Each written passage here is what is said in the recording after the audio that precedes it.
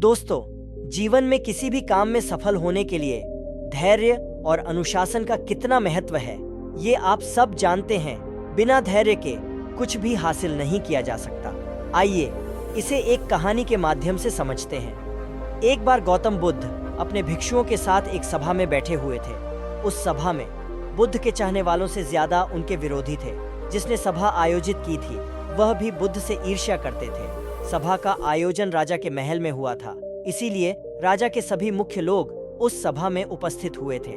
बुद्ध सभा में जाने से पहले ही जानते थे कि उनके विरुद्ध कोई ना कोई षड्यंत्र अवश्य रचा जाएगा। सभा में जाने से पहले उनका शिष्य आनंद बुद्ध को सभा में जाने से मना करता है कि आपको सभा में नहीं जाना चाहिए, वहाँ के लोग आपके साथ दुर्व्यवहार करेंगे, न जाने वहाँ आपके विरुद्ध कोई षड्यंत्र रच रखा होगा। लेकिन गौतम बुद्ध अपने करुणा की वजह से वहाँ जाने से अपने आप को नहीं रोक पाए। सभा की शुरुआत होते ही बुद्ध के साथ कुछ तीखे प्रश्नों से बुद्ध से ईर्ष्या करने वाले लोगों का यही प्रयास होता कि बुद्ध से कुछ ऐसा प्रश्न पूछा जाए जिसका उत्तर गौतम बुद्ध ना दे पाए। परंतु बुद्ध सभी प्रश्नों का उत्तर बड़े ही आसानी से दे देते थे। सभा में सभी बैठे लोग अपने अपने प्रश्न बुद्ध से पूछ ही लेते हैं और उन्हें अपने प्रश्नों का उत्तर भी मिल जाता है। तभी अचानक वहां एक स्त्री आती है और बुद्ध से कहती है कि आप तो ध्यान की बातें करते हैं, ध्यान की बातें करते हैं, सत्य की बातें करते हैं, आप लोगों को सत्य की राह में चलने के दिशा निर्देश देते हैं। क्या आपके भीतर थोड़ी सी भी दया नहीं की? आपको मुझ अबला की कोई चिंता नहीं है जिसे आपने गर्भवती करके छोड़ दिया है? क्या आपको मेरे पेट में पल रहे बच्चे की कोई फिक्र नहीं? उस स्त्री की बात सुनकर सभा में हलचल मच जाती है। लोग एक दूसरे से बातें करने लगते हैं। उस सभा में बैठे हर एक व्यक्ति खड़ा हो जाता है और कहते हैं कि इस औरत के सौंदर्य के आगे बड़े बड़े ज्ञानी भी अपने घुटने टेक देते हैं, तो फिर यह बुद्ध क्या चीज है। उसी में और एक व्यक्ति खड़ा होता है और बोलता है कि हमें बुद्ध से यह उम्मीद नहीं थी कि गौतम बुद्ध इतने भी नीचे गिर सकते हैं। इसी तरह सभी के सभी लोग खड़े होकर बुद्ध को भला बुरा कहते हैं। बिना सत्य को जाने ही कि सत्य क्या है, बुद्ध को भला बुरा कहने लगते हैं। जब सभी लोग अपने मन की भड़ास निकाल लेते हैं तब राजा कहता है कि बुद्ध, आप अपने सफाई में क्या कहना चाहोगे? और वह राजा भी बुद्ध से ईर्ष्या करता था।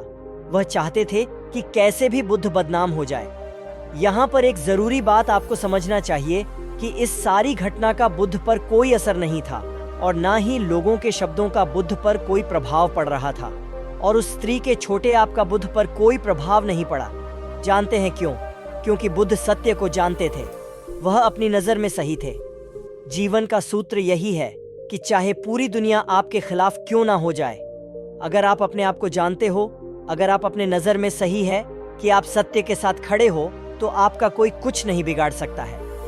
सभा के सभी लोग संदेह में थे, यहाँ तक कि बुद्ध के कुछ शिष्यों में भी संदेह आ गया था। लेकिन बुद्ध जानते थे कि वह क्या है, इसीलिए उनके चेहरे पर थोड़ा सा भी बदलाव नहीं था।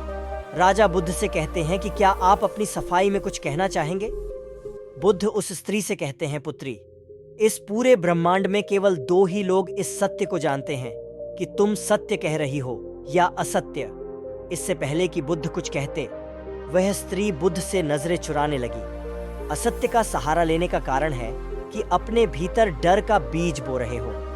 अब यह बीज जैसे जैसे वृक्ष बनेगा वैसे वैसे आपकी समस्या बढ़ती जाएगी। सभा का एक व्यक्ति उस स्त्री से कहता है, तुमने गौतम बुद्ध के लिए बहुत बड़ी बात कही है। अगर यह बात गलत साबित होती है तो तुम जानती हो ना तुम्हें क्या सजा दिया जाएगा। उस व्यक्ति की बात सुनकर उस स्त्री के हाथ पैर कांपने लगते हैं और वह तेजी से वहां से दौड़ने लगती है। तेजी से भगाने के कारण उस स्त्री ने अपने पेट में जो भी गठरी बांध रखी थी वह जमीन पर गिर जाती है और सत्य सबके सामने आ जाता है। उस स्त्री ने अपने पेट पर गठरी कुछ इस तरह से बांध रखी थी जैसे लग रहा था कि वह स्त्री गर्भवती है। राजा उसी समय उस स्त्री को बंदी बनाने का आदेश देता है, लेकिन बुद्ध के कहने पर उस स्त्री को क्षमा कर दिया जाता है।